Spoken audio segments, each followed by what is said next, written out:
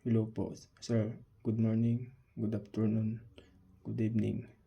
Kung anong oras naman po ito mapapanood, sir. I am Robinson D. Macaraag from Alcala, Pangasinan. I studying from University of Eastern Pangasinan. I recite the core values in the university. Mission, vision, core values.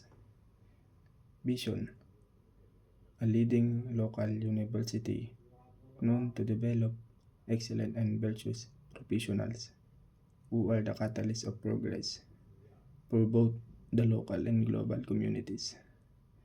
Mission: University of Eastern Pangasinan is dedicated to producing highly competent and morally responsible your opinions through innovation industry, focus education, sustainable research, and values-based curriculum.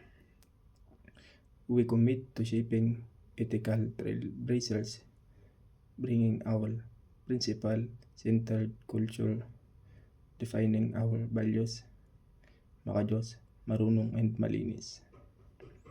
The three core values: uprightness, excellence, passion.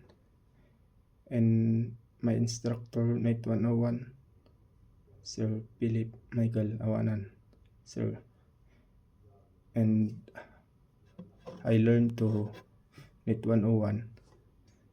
Taking Night 101 has been a valuable learning experience for me. Before this course, I had very little understanding of how computer networks work. Now I have a clearer picture of how data travels from one device to another, how the internet works behind the scenes, and the importance of IP addresses, routers, and switches. One of most interesting topics for me was learning about IP addressing and subnetting. Although it was challenging at first, I now understand how devices communicate within a network and how subnetting helps organize large networks efficiently.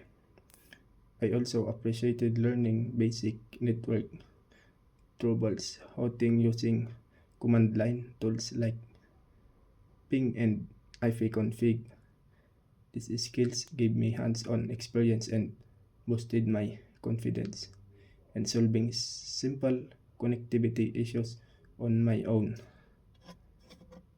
Another important takeaway was the topic of cybersecurity. Yun lang po, sir. Salamat po.